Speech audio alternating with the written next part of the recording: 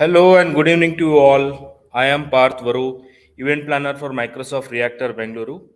I welcome you all today here at Reactor Bengaluru. The session will run over next 60 minutes. And before we begin, please let us take over our code of conduct.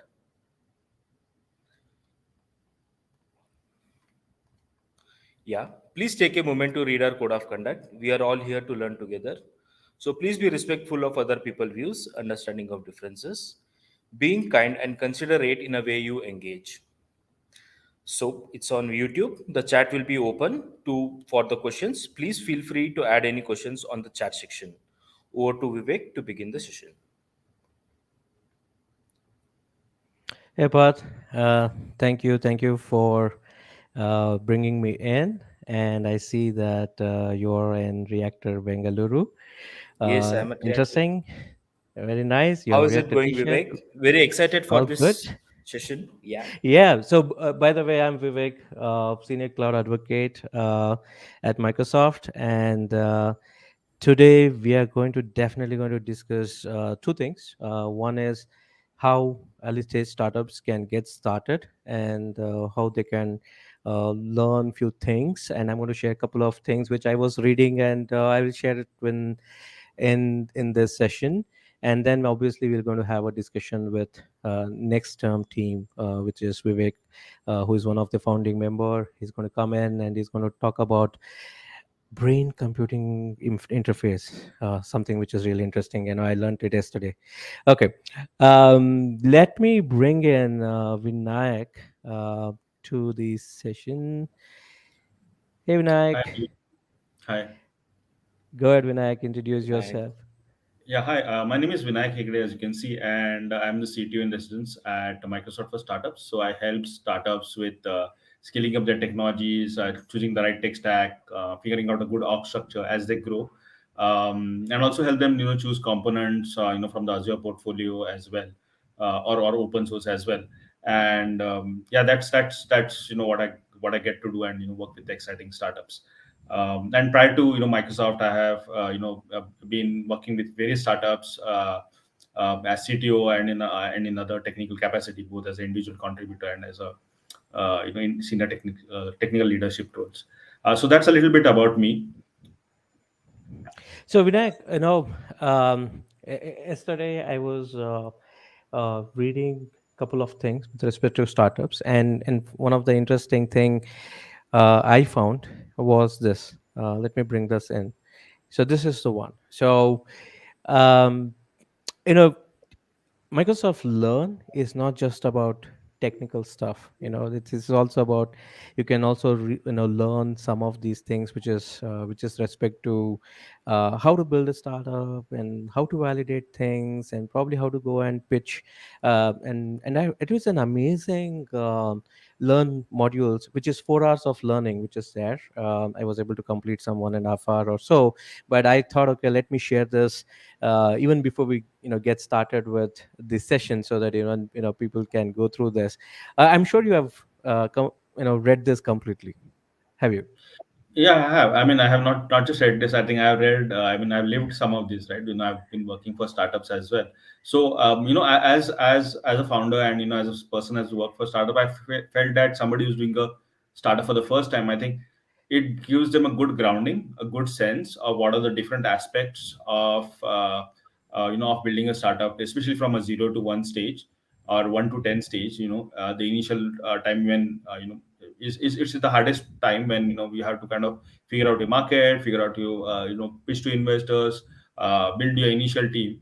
And it actually covers all of these different aspects. What are the different aspects of building a startup? How do you validate your idea with customers?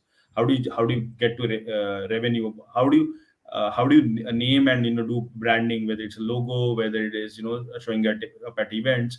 How do you choose and build your initial team? And once all of this is coming together, all of these things are happening in parallel. How do you actually to take it to the next level? You need some capital also. So how do you do like fundraising, right? How do you pitch your company to investors? So it covers the various aspects, and it does this in a very nice, beautiful package which you can kind of go through. And it's quite useful for founders. I've learned a few new things myself, having been from this background. Yeah. Definitely. I think it's a very good learning, and I was able to complete 1 hour. And as Vinayak told, it's very informative. If you are interested, just go to that link, which is aka.ms Scale Up Thursday, and there is a specific QR code as well if you want to go and take it up and read through it. And the other thing which I just wanted to touch upon with you, Vinayak, is if I am a startup and I know that there is a program called uh, Founders Hub. Can you just spend some time on this so that people know what is Founders Hub and how to get benefit out of this Founders Hub? What are the benefits? So from a startup perspective, I'm an early stage startup, so how do I get benefit from this? Even if I have already built something, and how can I use this kind of a platform?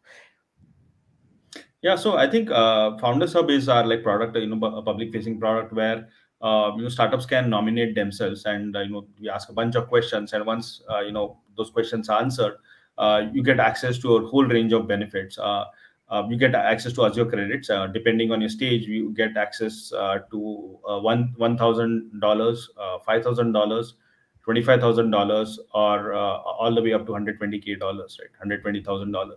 $120,000. Azure benefits are just one part of the deal, right? You could also get access to GitHub. You get access to the Power Platform, which are some of the other products other than Azure in our platform.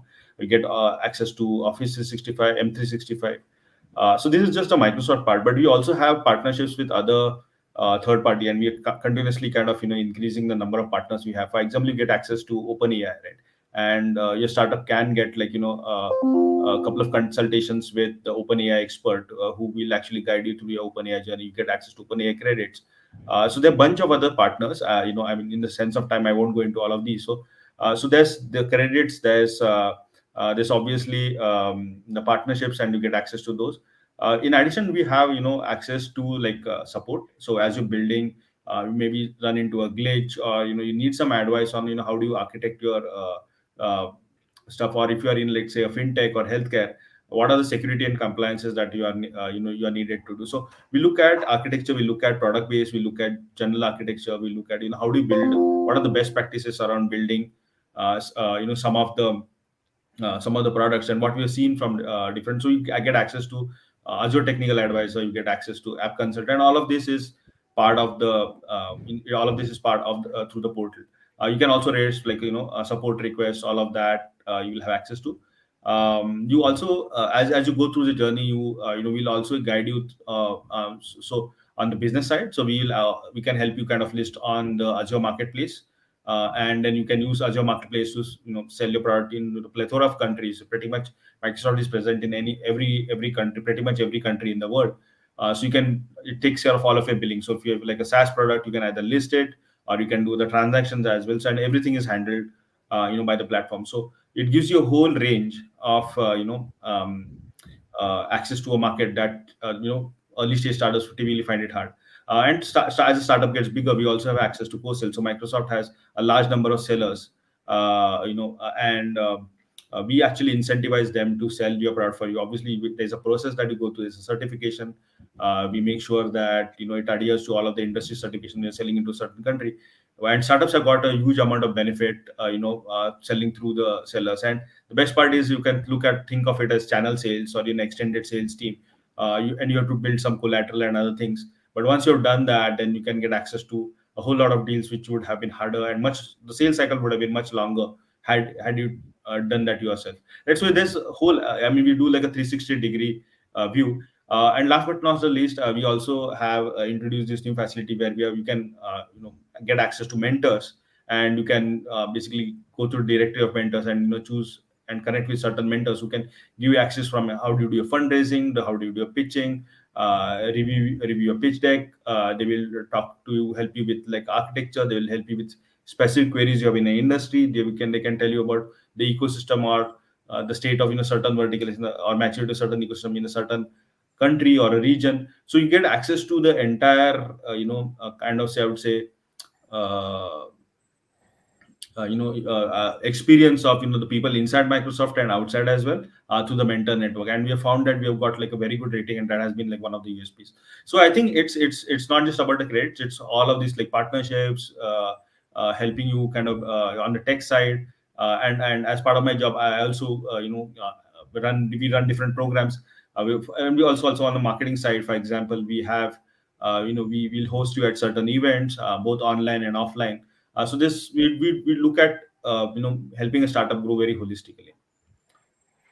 Got it. So anyone can apply. Anyone with an idea. Anyone can apply, Yeah, and so that's pretty easy. Let's just go to yeah, that Founders Hub link, which is there, and there is a 4-step application form. You can see that from the slide. There is 4 steps, and once you're filling it, and in the last step, you can obviously give this reference email ID, which we have put there, which is scaleupthursday@microsoft.com. And if you just key in that, you're also being referenced from us. So go ahead and try this out. It's open for everyone. So if you have an idea, you want to go out and try something, just apply in the Founders Hub and get yourself a credit and probably build that idea and build a startup. So that's the easiest path to build a new startup. So let me bring in the one of the startup which is part of the community, the Founders Hub community, and Microsoft for Startups, which is NexStem. So I'm going to bring in Vivek. Hey Hi Vivek, everyone. Hello. how are you? Yep, doing great. How are you? Doing good, doing good. So let me try to introduce you. I mean, it's kind of difficult, but I'm trying it hard because how many hackathon winning? 20 hackathons? Yep. 20, 30, 20. Yep. Am I I right? guess more than 20. Yep. 20 hackathon winner. Okay. Hackathon. And 15 certifications. Uh, s- 15 certifications on Azure. I mean, not just Azure, probably in cloud. You have, Yep. right? So that's amazing. And VP of NextEm, amazing. So yeah, and welcome to the show. And Thank obviously, you. I'll let you introduce yourself. You are the best person to introduce yourself. All right. Thank you. Thank you so much for having me in. And just to have a quick intro about myself. So currently, I'm a VP of product at NextStem, and I'm 16 times multi-cloud certified. I'm mostly certified in Azure. So when it comes to, I would recognize myself as a machine learning person. So the certification journey started with data scientist associate, then it forwarded to AI engineer, then developer associate. So I expanded my sphere on Azure with that. Then following on, I have a very good community side for me as well. So I run Azure Developer Communities in Tamil Nadu, which is in India, and I usually very much present in Microsoft Reactor Bangalore. So most of the weekends you can find me there. I'll be either a speaker or attendee over there as well. And besides that, I'm a Guinness World Record Holder as well as an AWS Machine Learning Hero. And yeah, most of my college days have been spent in hackathons. So I participated in around 60 to 70 hackathons and won around 20 plus. Now I transitioned my role from an attendee to a mentor and a judge in hackathons. So that's the journey so far from my end. Yeah. So this is the main reason why I told it's very difficult to introduce you. Thank you. Okay. Yes. All right, let's get started. Okay. So, uh, what's the journey with next term? Yes. So I've been associated with NextStem since December 2020, but the actual startup actually got started in August 2020. So, but this idea has been being groomed from a very long time by two of our co-founders, who is Siddhant Dangi and Dipanj Goyal. So, from since their college days, they have been working with a tech called brain-computer interfacing. So, just to give a glimpse on what is brain-computer interfacing, if your computer can access or control an interface or device or application, then that's brain computer interfacing with just your thoughts. So as Nextem, what we actually do is we provide you a platform where you can control any application or any devices that you want to control with your brain thoughts. So that's amazing tech that we have been building so far. And um, so this is a journey, and they have been doing this since their college days. And once we actually matured our idea, then only we actually shifted from being just an idea to a startup. And then we entered into Microsoft Startups Program and Founders Hub.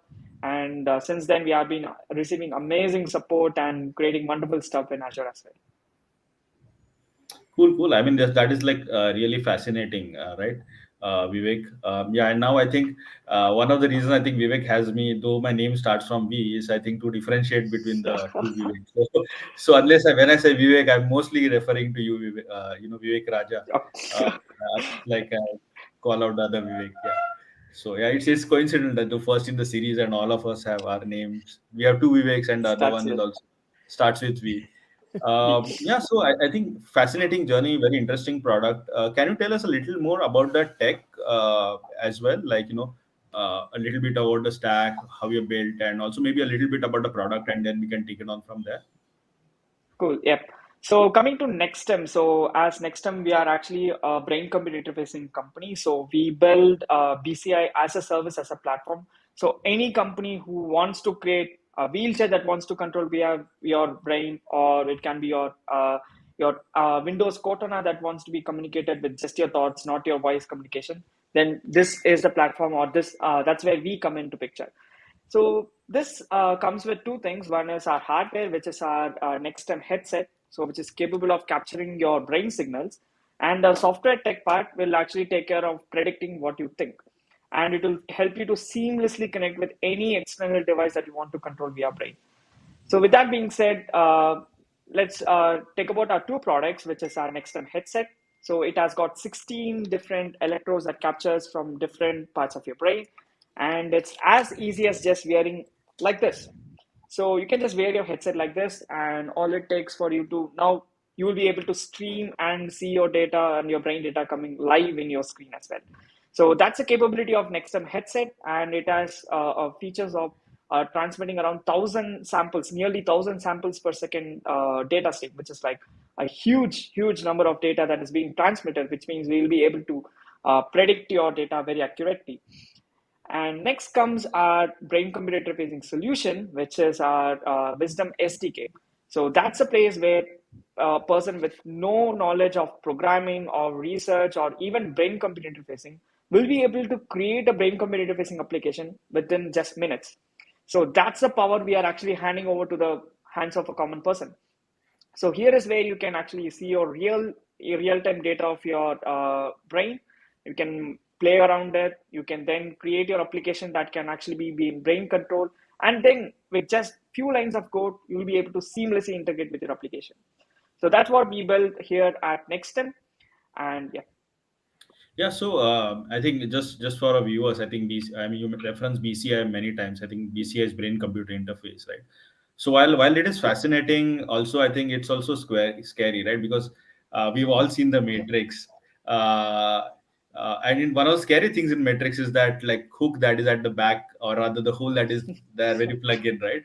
Uh, so at least this in this case it's like non-invasive, right? And Yes. so it's like fascinating and scary at the same time. But I'm excited that like and like we look at technology, right? And sometimes we realize that we are using technology but we don't realize. And as we gone on, right, initially we had text interface, then we had the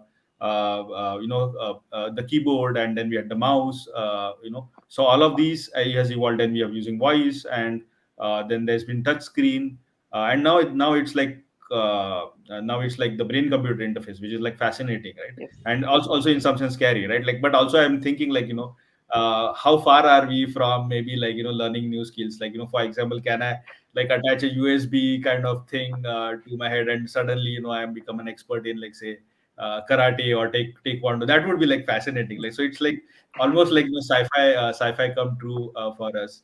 And that's definitely fascinating. So we have talked about a product, and we have obviously talked a little bit about the SDKs. Maybe what we can Yes. do now is also maybe jump a little bit into the applications area a little bit, and figure out what kind of applications would make sense. Uh, yeah.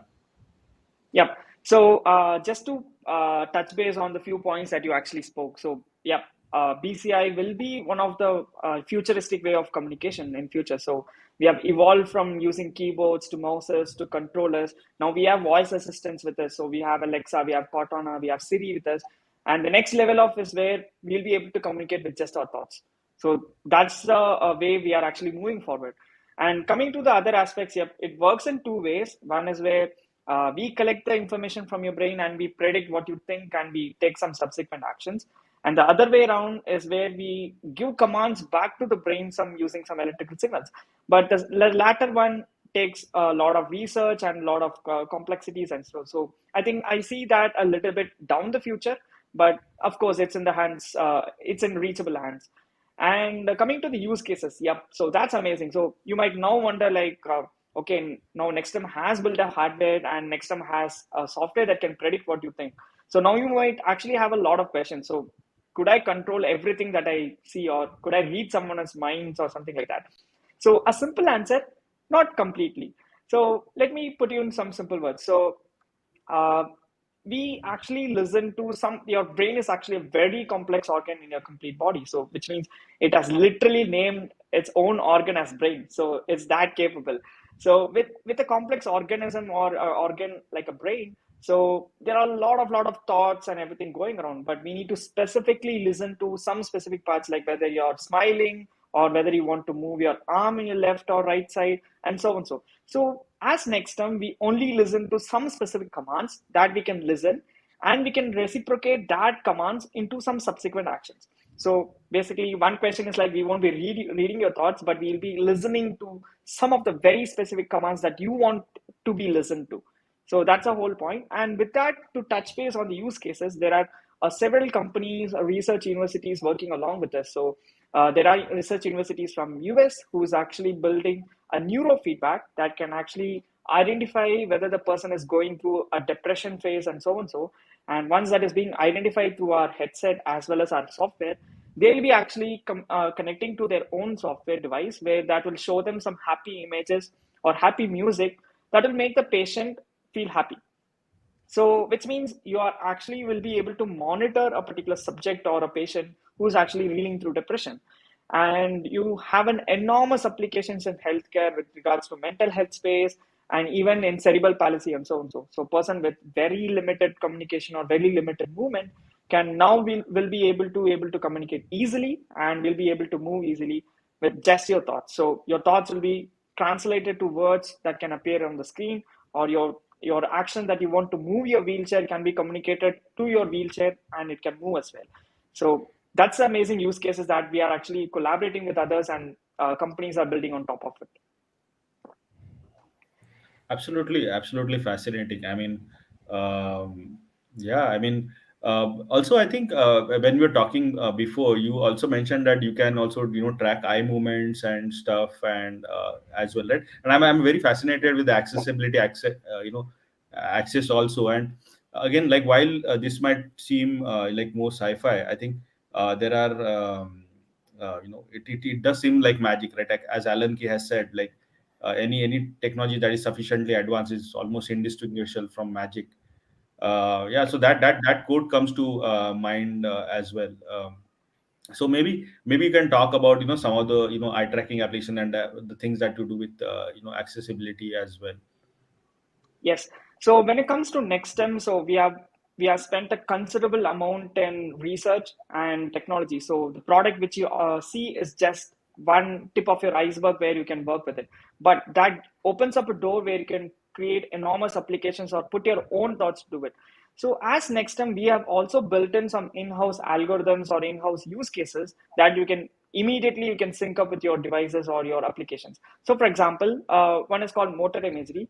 We can identify what sort of motor actions that your body can do. So it can be like if you imagine moving your right arm or left arm, or even if you imagine moving just your left finger or blinking your eye, or any part that you want to move or imagine, we'll be able to precisely tell you which you are actually moving it. And that is where we'll be able to identify your body movements, and that can be used to move your wheelchair or do a lot of amazing activities. So a person with restricted movements can just imagine about moving their body part, and we'll be able to actually tell you which the body part the user wants to move, and that will help you to actually reciprocate into actions. And the second one is like we can actually identify what sort of facial expressions that you show. So, for example, you can smile, you can be angry, or you can frown your face, you can clench your jaws, or you can grin, or you can even cry, or you can do a lot of stuff. So all these expressions that you can communicate with your face can be easily captured with just the device. So we don't use any cameras or any external capturing device. With just this headset, we'll be able to precisely tell you what sort of facial expressions that you show. So that is one use cases, and with that, we'll be able to identify what sort of expressions that the person shows. So whenever I want to smile, I want my lights to go on. So that can be one use case. Or whenever I feel like I need to, I feel a little bit sad or start to cry, I want some lights to be dimmed so that I feel very happy. So those are some use cases that you can build along easily. And moving on a little bit, we can even identify the emotions you show. So a person who's angry or a person who is actually happy. So all these emotions or fear or scared or so and so, we'll be able to precisely tell you. So a person who has a non-verbal ability or not able to actually communicate what they feel, we'll be able to precisely tell what sort of emotions a person goes through. It's not just limited to your external emotions. It can be your internal emotions like your depression or anxiety or stress and so and so. So we have built these algorithms where you can seamlessly integrate. But the best part of NextStem is we have opened up the opportunities and platforms where you can actually build your own use cases on top of it. So if you have your own emotions that you want to be detected, you can build it. Or if you want to even invent a different domain in your BCI, you can even do it with your seamlessly available features such as experiments and algorithms, and you will be able to do it with ourselves. So that's a open-ended possibilities that we open with NextStem platforms. No, that's So fascinating. I mean, yeah, like you're talking about accessibility, but I just like a note on accessibility, right? Like accessibility is not just for people who are constrained by their senses, like people are blind, or people who are in wheelchair, but even something as simple, like for example, subtitles, right? Subtitles started as an Mm-hmm. accessibility features, and today, Yes. I mean, I, for example, we watch everything on Netflix and other OTT providers, and we use subtitles. So they are kind of a given, and it's even easier for us, like people who are accessibility helps everyone. And I'm just letting my imagination run wild here, but like when you were talking about you can think of it, and it in some sense it will happen. I was thinking, like my mind was running wild, and I was thinking of all of these, like uh, uh, sci-fi movies where you have an exoskeleton, like Transformers or those kind of things, right? Like you have an exoskeleton and you can combine it with robotics, and then you can actually enhance ourselves. And while we might see very far-fetched, maybe like at 10 years down the line it may not. Like for example, all of us are wearing glasses. Glasses Yep. was at some point like was technology, right? But all of us were like born after, like way after, like glasses were invented, right? Like seeing glasses, and we never think of it as technology, right? So somebody had this Mm-hmm. like beautiful quote which said, anything that happens or like that is invented after you're born is like technology, right? We never think of spectacles as technology, but when you think about it, it is actually technology. Yeah, Yep. so with that, I just want to kind of go peek a little bit behind the curtain, right? This is like what the user facing is. Maybe talk a little bit about the architecture, how you kind of build this all together. What are the Yes. components that you use, and kind of so give us a peek behind the curtain about how it is all kind of coming together. Yes. So NextStem has a very holistic, a simple architecture, but very powerful one. So this has been iteratively improved over a course of time, and we have taken help from our Microsoft Startups team, where we have architecture reviews and architecture meetings where they help us to enhance in every single bit of it. So if you want to actually put NextStem or the whatever the services which is running behind it into three main categories, then I would classify them as one as IoT, where it primarily interacts with your devices.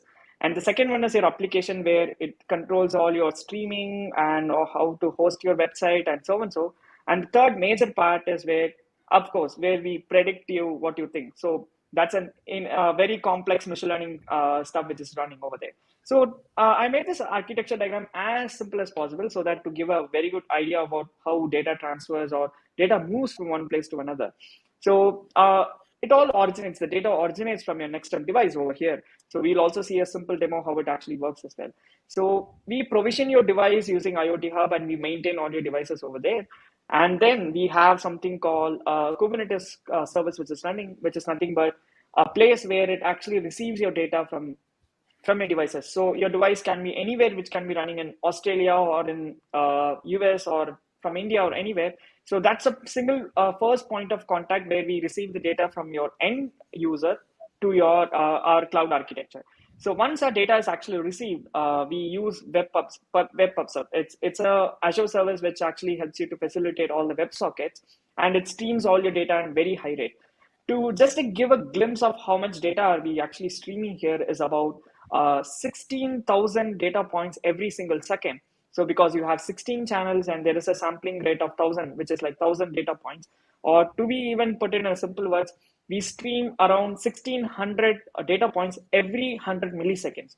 So that's an intensity of the data we are dealing with here. And all we need to do is we need to keep it under 200 milliseconds.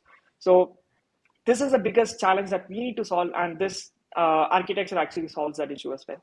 So we have WebPub to stream your data, and we store it in blob storage. So we have a lot of data recordings coming in, and we store it accordingly to there.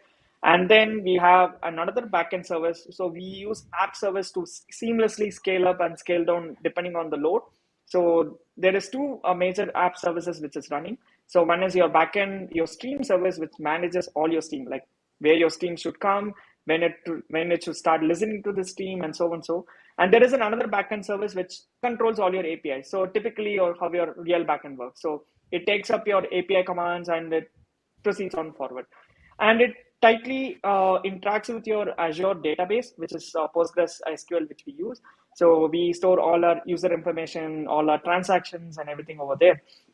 And we authenticate users using Azure AD B2C, and that has helped us. We have used custom policies where we have a long range of sign up and sign in policies that we need to undergo. And even at the beginning of the talk, we also mentioned, since it's a healthcare, we need to comply to a couple of health as well, health related compliances. So we make sure that we added custom policies where the user has to check in before agreeing to share the data or use the data according to our platform policies as well. And with that being said, now we have data in place. Now we have a web application that you can see. We use another app service where it serves all your static files like your CSS, HTML, JSF, and so on, where it typically runs a React framework over there. Then comes your major chunk, which is your machine learning service. So whenever the user initiates that he wants to train your data, for example, if I want to train my data to control a wheelchair or to move forward, backward, left, or right, so that's where your spark of your machine learning comes into picture. So we use two services. One is your training your data. So your backend is completely isolated from your machine learning services using your message queues and message topics, so that your backend don't really need to know about what's happening over there. And once we receive all your machine learning requests and jobs, then we use Azure Machine Learning Service to run it, and we use a serverless function to monitor how that actual machine learning jobs execute. Once that is done, then we can actually have your ML in container app, so that has your inference service. Then you can seamlessly interact with that, and you can receive all your predictions in real time. So I think that gives you a complete overview of how NexStem or this NexStem Wisdom SDK actually works behind the screen. So, Vivek, I have just one question here. So you don't do any edge computing at the device, right? You just take the data and you just stream it to IoT Hub. Yes, exactly. So right now, all our streaming architectures are in a way like it's from edge where you have the device, it streams completely to the cloud. So cloud takes care of all the processing, maintenance, and all the necessary processing that it requires for the data. Cool. Okay. And also, maybe can you tell me like what kind of language ecosystems are you using as well? I saw that Yes. there's JavaScript for sure because you're using React, but what else are you using for processing? Yeah. So for backend services, we use Nest.js. So that's a comfortable framework we have chosen, and React as our front-end framework. And we use Python for all our machine learning services and so on. And to be put in fact, like all our Kubernetes or services have been spinned up with just a couple of lines of code, which is few done using UI and few done using Terraform to automate all our architecture stuff. And basically, that's a complete programming tech stack that lies behind it. Interesting choice. Because generally, what I've seen is if you're very highly sensitive latency requirement, people actually choose maybe like a statically compiled language, right? Like maybe like Rust, Go, C, C++, Mm-mm. C Sharp also, or Java for that matter. And I think you're using more on the dynamic side, which is like Python, because I think Python has also very good support for machine learning in terms of libraries as well, and also like JavaScript, right? And I think very interesting fact that I want to call out is that you are using JavaScript in the front end, back end, so I think it helps you kind of keep the surface area of the skill set that you probably require is also low, and then you have good support. I think as you scale, maybe some of those decisions might get possibly revisited as well. But yeah, find interesting piece of insight that I just wanted to highlight. Yep. And adding to that, actually, so the reason why we were able to comfortably use JavaScript related frameworks for all data processing, of course, that's not the best or the first choice we go on, but most of our hard lifting of our data streaming and data management is taken care by Azure itself. So all your backend services does is just take it and put it on the screen. So that's the reason we were able to perfectly balance out that data streaming part. And with that, Azure services ensuring that we can actually deliver the data within 200 milliseconds, that gave us an immense window for us to work with JavaScript frameworks actually. So Vivek, there is a question. Yeah. It's on the screen, but so basically the question is how you balance your writing your custom code versus using Azure architecture or service. Oh, okay, that's interesting. So the reason is like we ourselves, who is like a hardware plus software company, so we have to write a lot of custom code that goes behind the screen. So for that, actually, what we use is we combine those custom code with our app services, which needs to be tightly coupled, and that includes like our signal processing techniques and so on. So and actually, to also add to the question or answer that we had with Vinayak, which he posted a couple of minutes back. So, in the sense, like we use C++ for one of our complex signal processing pipelines as well, and that is tightly coupled with our JavaScript framework. So that's where we will be able to manage our custom code. And when it comes to using Azure services, yep, that's a choice that we make. So we do a lot of experiments and POCs where we evaluate different services and their capabilities, and we also ensure that whether it meets our criteria and threshold. So only when it does, we actually go for the necessary stuff. And to our fortunate circumstances, most of our Azure services actually cater to our requirements. So we stuck with that. And of course, if someone is actually managing your services and ensuring that it's always available, I would happily go for it as well. And that's the main choice. No, this is a very So to add to what yeah, sorry, to add to no, no, what go ahead. Vivek Raja said. It's very fascinating, right? I mean, as a CTO, as an engineer, I also always have this debate: should you kind of own and control every piece of your architecture and your code, or should Hmm. you kind of outsource it? It's constant, like build versus buy or build versus use kind of thing. And especially, I think when I talk to early stage startups, I often tell them that, hey, you know what? For you, I think. Not cost, but in some sense, I would time is your biggest enemy, right? And so you would Hmm. probably want to kind of experiment and see where it goes before you kind of try to, before you go ahead and try to make a decision whether to optimize it or not. And that really makes a difference, right, between the speed of building. So maybe you can try maybe some of the services and see how it works, how it scales, and kind of outsource that work completely and just focus on the product, see where it goes, what your customers want. And then if you feel, oh, that is becoming a scaling problem or that is becoming a cost problem, you always have the option to kind of go and rebuild it, right? But I think you have to, in early stage, at least you're optimizing for speed and not for efficiency or cost as much. Because I Yes, think exactly. programming cost and learning also has a cost, right? That is in some sense a hidden Hmm. cost. And especially I Can I? think said it beautifully well, right? You are a hardware startup, and you're also building software. Like, there are only so many things you can do. So why not just build on what other people have built? Yeah, Vivek, you're saying something. Yeah, it's basically also maintenance. Yeah, It's maintenance as well. Yeah. maintaining is also a overhead, and as a startup, you would love to push that maintenance to the provider, right? That will be one of the things. Vivek, I just wanted to check with you now. After seeing this architecture, how many Azure services you use? What all Azure services you use? Yep. So just to go through, we have IoT Hub, we have web app service completely. Like there are multiple app services which caters to backend, frontend, and even multiple backend services as well.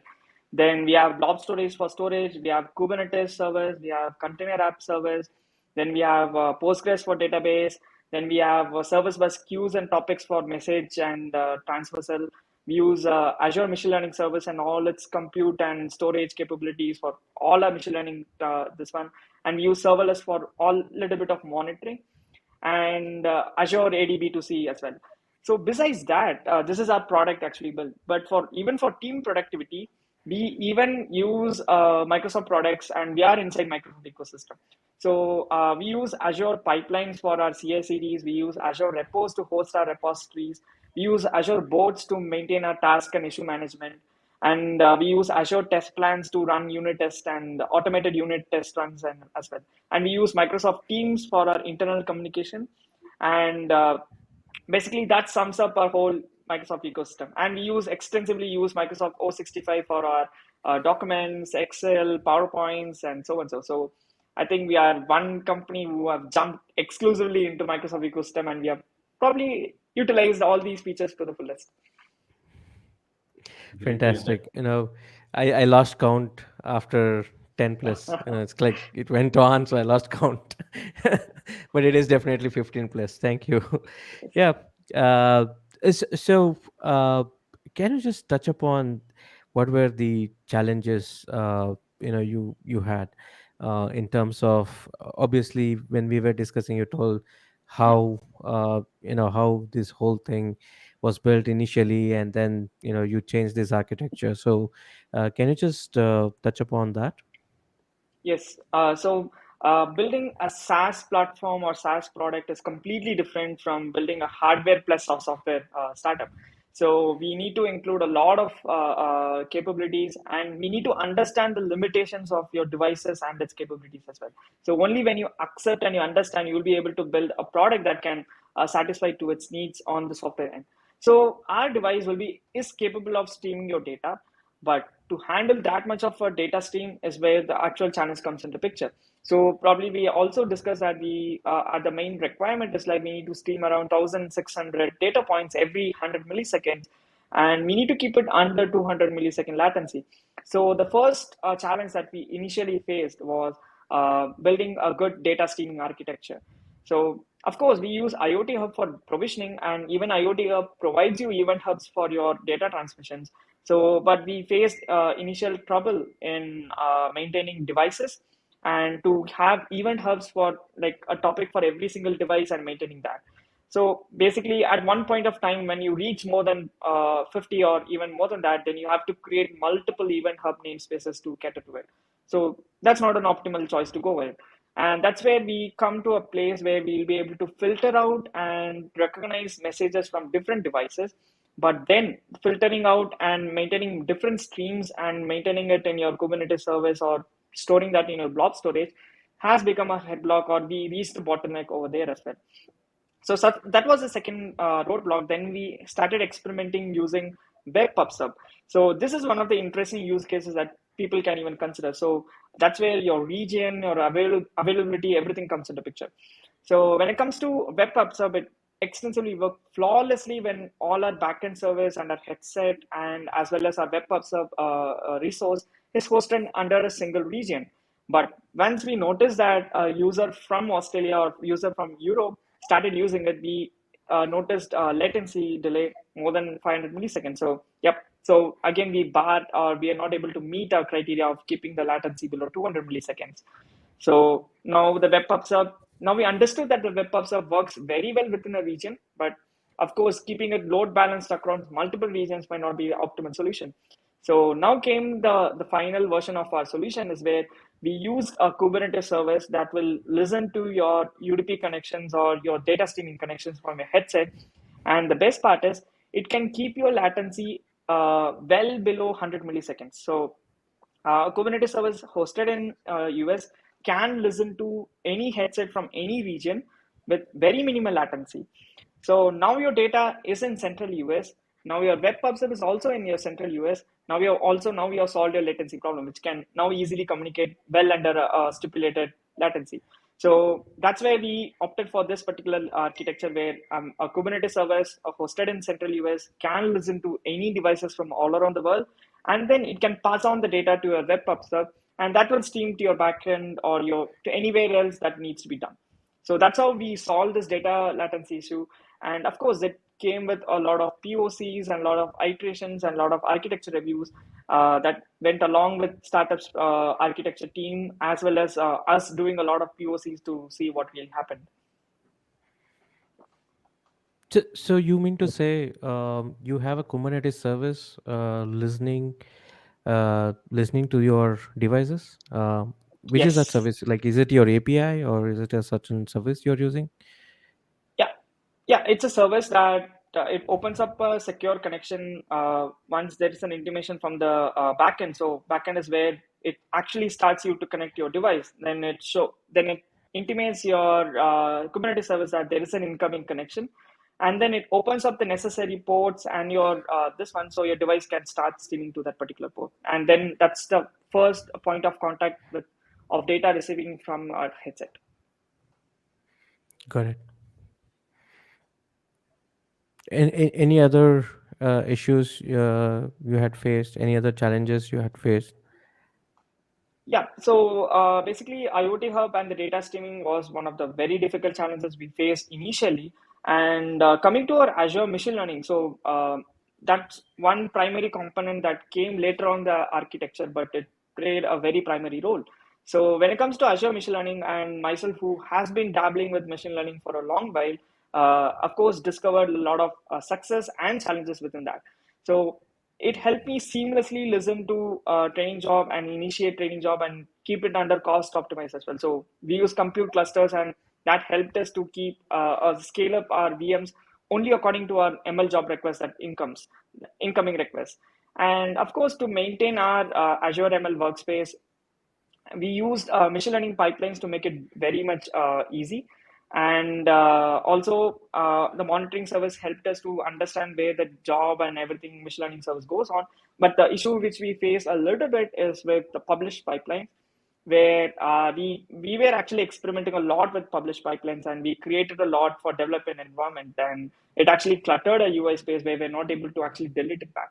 So that's one of the hindrances that I face personally. And though it was not affecting our workloads or protection, but immensely, I was very much happy with working with Azure ML in overall picture.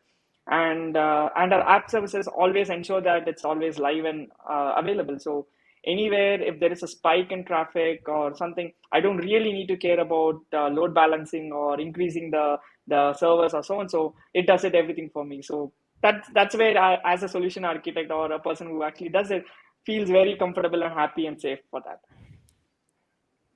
Audience are eager to see this as a demo. See, I mean, I can see that. Oh, perfect. Yep, sure. We can Let's see. hop into a simple demo where I can show you how a Wisdom app looks like. So for people who wants to do it completely non-code, low-code approach, then your web app is your right place to hop in. Or if you're a person who likes to code a lot and you like to dabble with C++, then we have our Linux and our Windows versions of our available. So you can immediately download our SDKs and you will be able to access that as well. So how easy it for us to actually connect our device and stream it? That's what we are going to see right now. So right now my device is 30, which I'll be actually connecting to it. So once this is the NexStem 30 device, which is actually I'm wearing right now. So it takes time to connect and make sure it works. Okay, I need to log in back because maybe the session has ended. So let me log in back. So this is where your Azure AD B2C really comes into picture. And the best part is you might notice that you can customize your UI, and all it takes is to a drop-in UI place and a CSS page, and that will reflect back in your ADB2C. So you don't really have to code any login pages by yourself. So Azure does it for you. So coming back to our connection, so let me connect it back. Can you just zoom in as well? Yes. And let me hop in up. This will actually look pretty much good in your this one. So this is our 16 channels of a headset. So basically that reflects our device, which I'm actually wearing. So all the 16 devices which you see, all these electrodes is where your devices will be taking our data. So I'm wearing right now, and let me start plotting it. So what you actually see on the screen right now is around 16,000 data points coming every 100 millisecond all around the world. So right now I'm sitting in India and I'm streaming my data, and you can see how flawlessly and how fast it is able to stream and plot your data on your screen. So this is my live EEG data, which is my brain data actually coming on the screen. And if you're a person who likes to dabble with multiple this one, so if you're a person who likes to do FFT, this is an FFT plot. And if you want to do it in different phases like alpha, beta, gamma, so there are different frequency band. So a person who is a researcher and wants to actually see multiple plots going on, he can just hop in and see immediately like that. So this is my brain activity, I guess. Right now, since I'm talking too much, I guess it's having too much of brain activity over here. And coming to filters, where we can actually dabble with a lot of filters where you can add, you can process your signal processing. So when it comes to data, it has a lot of noise, right? So you can actually seamlessly add your filtering of your data as it goes, and you can update the plot immediately. So that means your plot gets immediately reflected. And the best part is you can't just stream, you can even record your data, and you can play back it whenever you feel that you want to download or see the data as well. So this is where you can actually record and see the data, and this is a visualization module.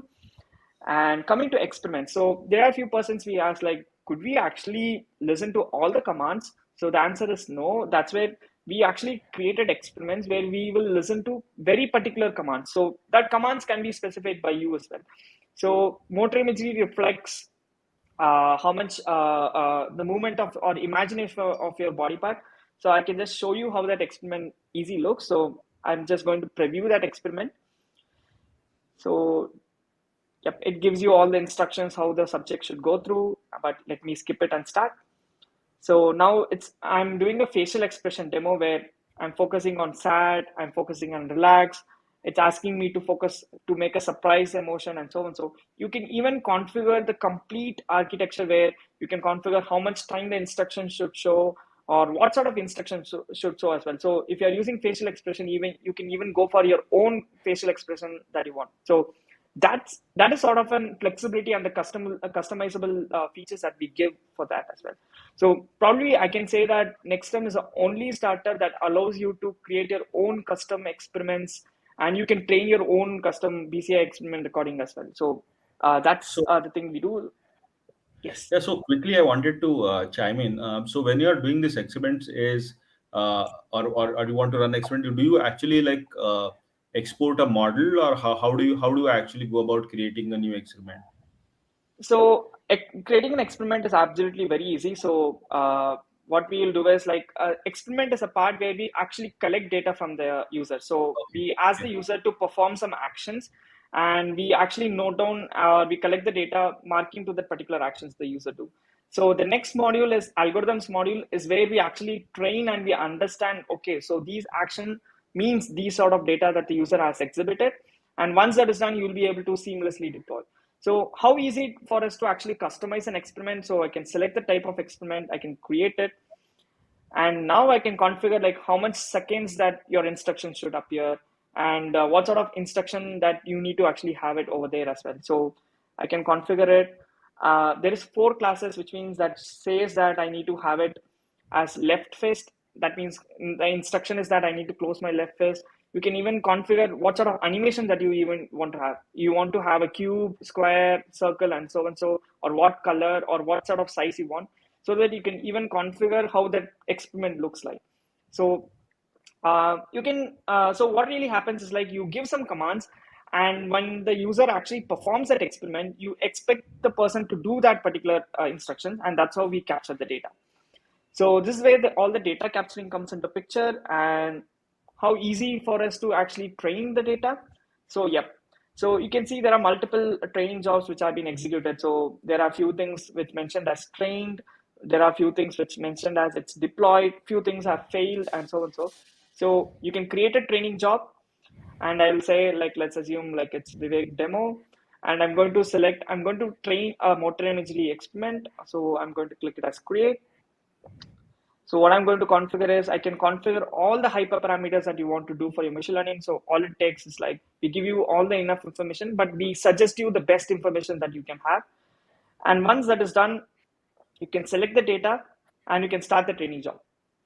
So it's as simple as actually creating and starting the training job. Then how you can actually deploy it, it takes only 1 second to actually deploy your training job. So let me create a simple pipeline. And this all deployment is happening one in real time and also to with Azure ML in the background, right? Exactly. So your training job is where your Azure ML comes into picture, and your container apps comes into picture when it comes to deployment. So I can simply add a model, and I can actually add a model to it and configure that as well. So yep, let me switch it back 1 second. Yes. So coming to deployment, I can add as many operators. So I can even add select channels, I can add filters, and so on. So I can actually create a complete data processing pipeline in that. And I can even add the model which I can really want to predict as well. So once that is done, so it looks something like this. So there are like few things where this is a pipeline which is deployed. So it has a machine learning model already in that. So based on that, we have chosen a model, and that's it. So all it takes is just 3 operators to deploy your model. And once that is done, you will have something like this. So let me show you that particular, this one. So, yeah. So coming to our deployment, so there you have something called API keys and pipeline. So all it takes is like, you will give you an API key and will give you a pipeline, and just writing the 2 lines or 3 lines of code. It's nothing but connecting to this WebSocket with our API, and you'll be able to receive your predictions on the go. So it's that simple, and all it requires is one piece of code to connect to your any application that needs to receive your prediction, and that can do it.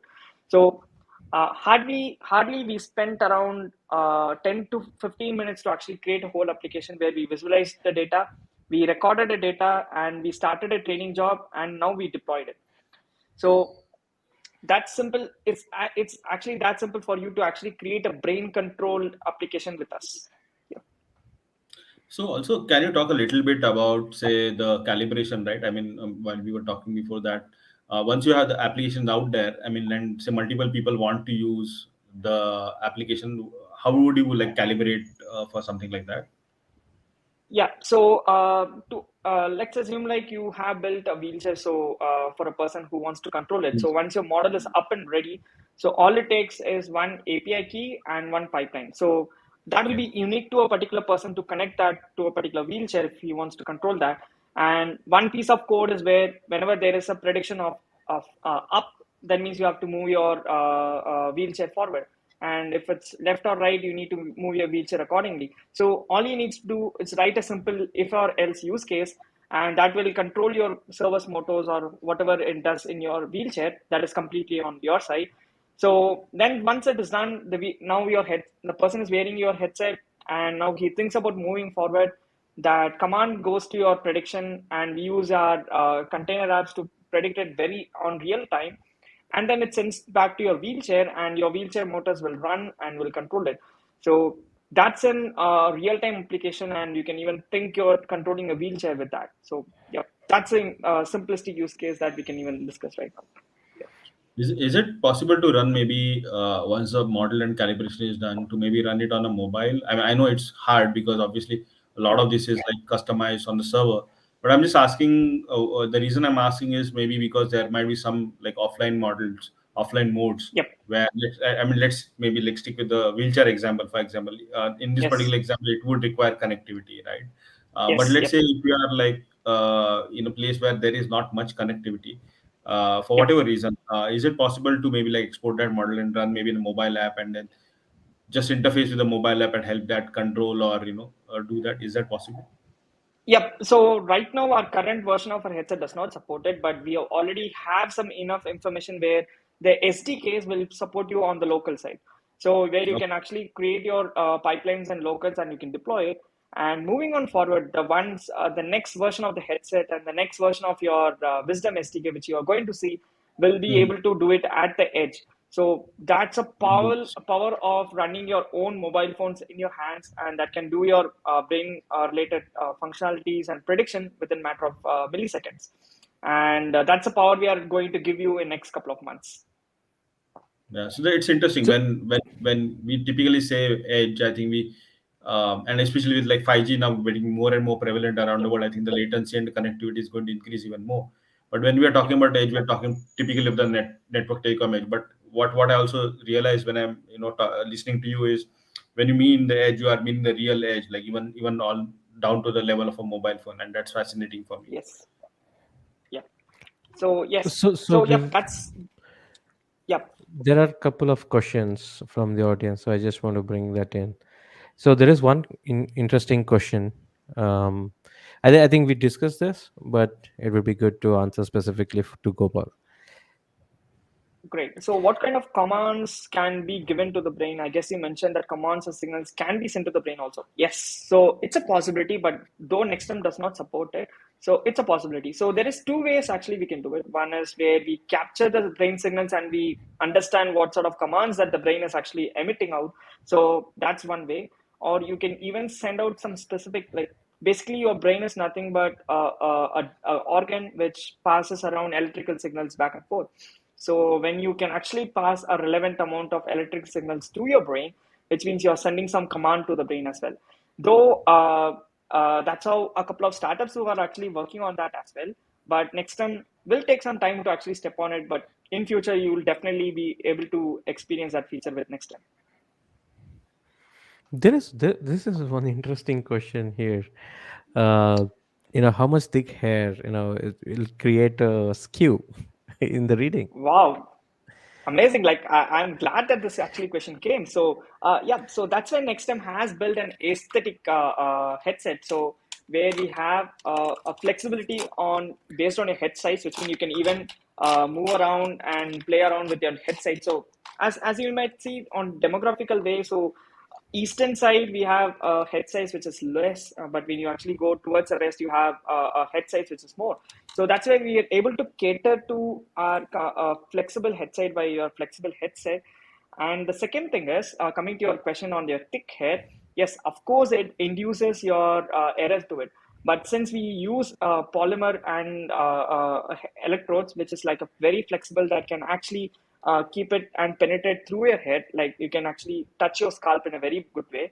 We also experience that it actually induces some error. So that's where our NextM instinct comes into picture in the next headset, where we are working on some amazing mechanical and product engineering stuff, where we will be able to experience very minimal contact, like very minimal errors, and due to the contact, which means your electrodes will be in contact with your scalp, no matter your head shape and no matter your head size. So that's what we are building, and you will soon see our next time releasing that product in the market. But thanks for asking that question.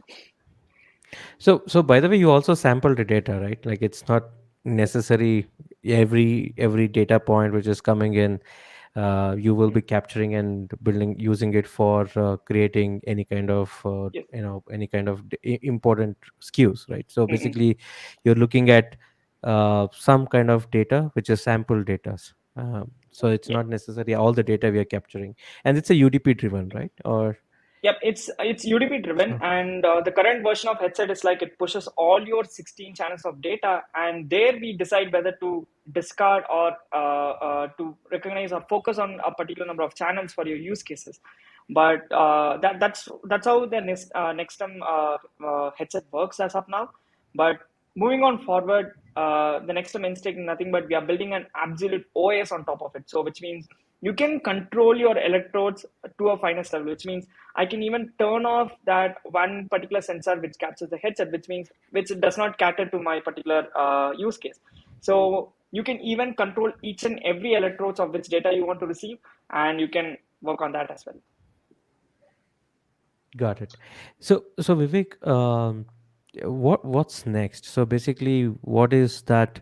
From an Azure services, what other things you're exploring, which can solve a couple of problems which you're facing today? Yeah, so one is though we are actually moving from cloud to edge, but we do have a lot of connect to the cloud as well. So which means we are solving some issues with relevant to machine learning, because right now all your edge computing needs to be, your data will be in edge. So moving your data from edge to cloud is also one challenge that we need to solve as well. And secondly, we are enhancing our machine learning architecture in such a way like it can seamlessly work on bigger requests, and it can even cater to your custom requests as well. So which means you can build your own machine learning models on the go. That's what we do. And when it comes to NexStem Instinct, the new headset which we prepared, so it's like it has a capability of doing all sort of processing, which has had your octo-core ARM processor. That's what your mobile phone also has. So it has 64 GB of storage and 8 GB of RAM. So now you can imagine like what sort of power do you have in your hands to create your BC application. And coming to our next one is where our Athena OS, which we actually build on top of it. So all it takes is just building one Android application, and you can build your own visualization apps, your own experiments app, and you can control that with your own way of doing it. So we give fine-grained access to the hardware and very fine-grained access to the data, and you can interact with cloud for all your machine learning and other workloads as well. No, Cool. fascinating. And yeah, how big a team are you? I mean, we didn't talk much about your team, and maybe you can quickly go to that part as well, Yes. because I believe you are a very small team that's doing all of this stuff, which is like honestly crazy, right? Like amount of Yep. stuff that you guys are putting out, hardware, software, Mm. cutting edge stuff. Yeah. Mm. Yeah, 8 months Started. back we were correct. So 8 months back we were only a team of four. So Siddhant and Dipansh, who have been working with this idea for a very long time. So me and Nitin, we believed this idea and we hopped in at the very early stage. So we were the first two employees of the company as well. So back in December, back in 2021, so we were the four who actually built the complete first versions of our headset and the product that you are seeing right now, and followed by Arvind, who is our full stack developer, who actually joined in the later part of our first Wisdom SDK, and who was driven into a couple of our major critical modules as well. And we have Rutvi, who is our research scientist, who is the brain behind keeping our data clean and making innovations in our company. And we have we actually hired a lot of new folks in past couple of months. So we have Umang and Harsh, who is the system architects, who will be actually driving the force behind our new NexStem Instinct headset and the Athena OS that we are creating. And we have Vinay, Yashvi, and Kriti, who is our software developers who will be working on all these the Flutter apps and the Android applications that we are discussing. And Sumit is our junior developer in the embeddeds, who will be also assisting Umang and Harsh in building some amazing drivers and PCBs and so on. So that's the team we have, and everyone's an expert. And as you know, it's an early stage startup, so everyone is a stakeholder in particular field, and we are driving our whole product together. Now my question is, as a DevOps, a DevOps background, who is doing DevOps? So typically, right now, I was doing in the beginning. So whatever comes to the complete device and the motive and everything goes, complete credit goes to Dipansh and Siddhant. Whereas the complete things behind your machine learning and all the innovations you see goes behind Nitin, and the product facing all your web app application and everything. So basically comes on to me. So with that being said, yeah, though I won't really term myself as a DevOps expert, but I do a bare minimum to keep everything available and always up and running. Yep, that I would actually agree on that. But then later on the stage when Arvind hopped in, so he actually took a little bit of workload from me on the DevOps part, and he also maintained all our infrastructure as well. So that's how we kept the things going on.